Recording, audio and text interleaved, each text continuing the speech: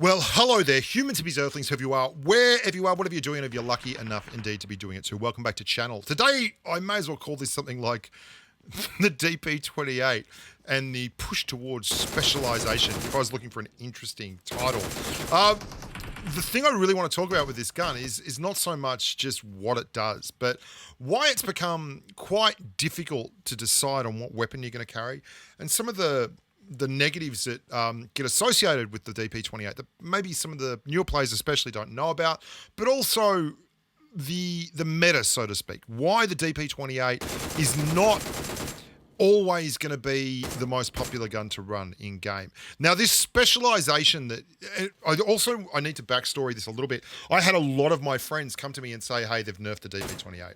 And I have done extensive in-game player testing, playing this gun when I didn't really play it before as much, and I'll break down why that is too. And the gun doesn't feel nerfed at all, not even a little bit. It's still every bit the absolute monster in the recoil department that it's always been for me. The patches that PUBG Mobile have been putting out a lot have actually included a lot of gun balance. They do a good job of looking at the weapons and overhauling and adjusting as needs be. And that gun balance has tended towards specificity. Like, they want guns that do X well, or, you know, that are... I forgot that these guys were talking to me. We actually talked about this in Discord, I think. Or we talked afterwards in chat. I can't remember. And I'm playing on NA solo squads FPP because can't get a game on Asia at times or NA at times, and I can't freaking rank up because everyone's asleep. Anyway, onwards and upwards. The SMG patch, for instance, where everything's getting like a 5% buff to your torso damage and your limb damage that happened recently, and the rejiggering of the vector and the MP5K and how they changed the UMP to a 45, and they're trying to almost push the multi-purpose SMG out of the game altogether and move everything towards close quarters and mid-range and that kind of gameplay.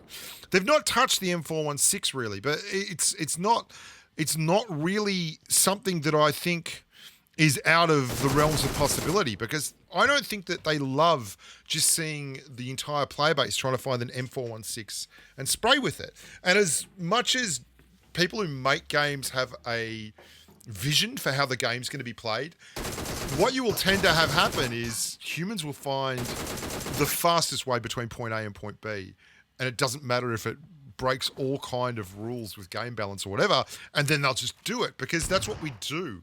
We love a best practice. It's what I've kind of built the channel on. And the DP-28 is difficult to pick in my loadout often because I want that best practice sniper rifle. I want to run an M24, and then if I'm on Sanok, I'd rather run a gun like a Vector for close quarters combat. But, you know, on Erangel, if I'm going to run a DP-28, there are a lot of reasons why I don't want to run that as my primary weapon. One of those reasons is something that not a lot of people talk about, but there is a movement penalty when you're running a LMG. You run slower with an LMG than you do when you're running with a SMG. SMGs are great for that, and not a lot of people really realize that. But look at the recoil on this thing. The recoil is absolutely incredible. So if you can, and you note that I'm kneeling again, like if you just kneel, you're going to get a lot more shots to stay on target. The other thing is it's a 7.62 AR, and a slow firing 7.62 AR at that. And while it's brilliant for spraying all kinds of things, it negates that at close quarters combat. In close quarters combat, guns like the Graza and the M762 and even the AKM, and the Uzi and the Vector and all these kind of weapons, Mark 14s, they're spectacularly effective, because in that kind of engagement where, you know, someone is very close to you like this, you want to run a gun like the AKM because recoil at that range isn't really tough to handle. It's all about just getting the reticle on the target and not worrying about it. Whereas the DP-28, it's not going to pump the way that a Graza or an AKM will. The DP-28's time to kill is quite different to, its 0.111 rate of fire results in a time to kill on a level 2 vest of 0.33. Now, a lot of people don't realize this, but that's actually faster than an M416. And it's something that's not talked about enough. Like, it's not as quick as an AKM or an M762 or a Graza or a Mark 14 or a SMG like the Uzi, which is 0.259, or the Vector, which is 0.305. But it's still faster than all the 5.56 ARs outside of a perfectly timed burst of M16A4. And that means that if you want to win a close quarters combat fight, the DP-28 is quite often not going to be the gun you choose. So that means, let's say we want to run a close quarters weapon. Well, the old Mortal loadout is how this is solved. You run an AKM and a DP-28, but then that means, what do you do when you pick up M24? Well, you don't. You don't get to pick up M24. So you have a whole generation of Indian gamers that run AKM and DP-28 when Mortal was kicking ass, or when? What do you mean when? It's not like he's an old man like me. And the whole sniper thing kind of goes by the way, which I think is why PUBG Mobile are making these changes. They are making changes to ensure that the guns that they've put so much work into stay in common usage within the player base. And don't make any mistake about this. If you've played any other online shooters, especially mobile shooters, I don't think the gunplay on a game, for instance, like COD Mobile, is anywhere near as intuitive and just nuanced as the gunplay in PUBG Mobile. It is really quite spectacular. The ability of the developers to build this game the way they have is quite amazing to me. And the fact that you might get guns that don't get used that have had so much time and effort put into them is kind of sad. Like, I'd never use the Bison really because it's not specific enough for anything. It's just a big magazine. It's an early game gun, and I don't really see it with any other role. But it's got all the attributes and has all the development time put into it that a gun like the M416 has, and yet it never gets taken to the dance, and that kind of makes me sad. The DP-28 requires you to commit to a no sniper rifle loadout, because for me, I'm not running this thing as my primary AR. It's just not good enough in the tight. I will run an M762 all day long and then a Kar 98. But I'm slowly coming around to it, because to make this video, I had to run a lot of DP-28. And that meant that I did really well with it.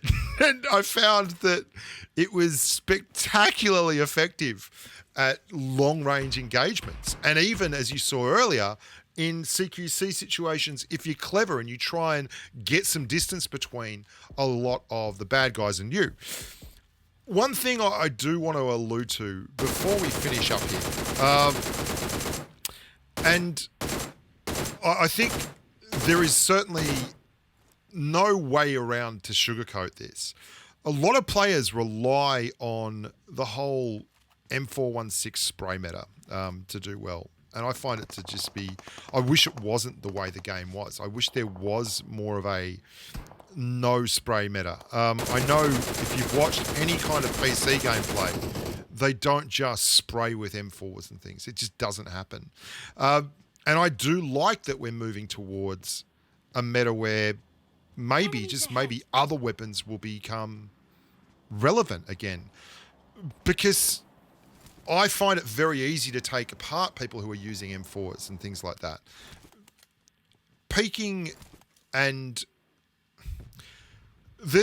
I've talked about this, and I don't know if this, I think this is a whole video all of itself, trading with people who have sniper rifles and such.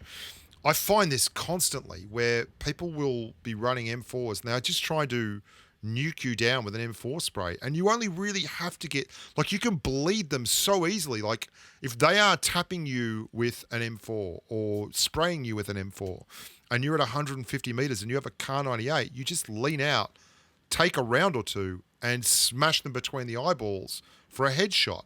And if they keep doing that and you keep having a heel fight like that, then they'll fall over.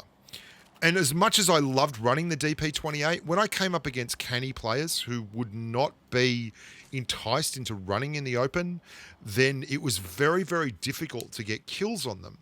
The guy at the end of this particular game was a good player, and he kept using smoke and trees to, I don't know what this dude was doing. It was a bad push, and it remains a bad push even now. He just kept using smoke and trees to, like, open ground, no problem. But when you don't have that time on target at range, you've only got time for one shot, that's when I would rather run something that is a specialist gun for that. I can run a Beryl M762 and an M24 or a Kar 98, and it will work. I had to work so long and hard to get that guy in that position behind the tree. It was a nightmare. So I hope you enjoyed that video, and I hope you enjoyed this little chat about the DP-28. Leave a discussion point below if you want. There's a comment area there. Just hit me up with it, and I'll have a look at that, and we'll maybe have a little talk about the world and how things go and how I've got to stop baiting people because it's just cruel and unusual punishment. Like, seriously, it's just a silly thing to be doing. Oh, one other thing I forgot to mention. This is such a good, like, watch this. I nearly completely wrecked that car, even headshotting and everything. Just miss him. It is excellent for tearing cars apart, like all the LMGs with the big magazines. Despite the slight movement penalty, it is brilliant for this kind of gameplay. Or you can just shoot them in the head a couple of times and that'll work too. Until next time, look after yourselves and stay safe on the battlefield. Bye for now.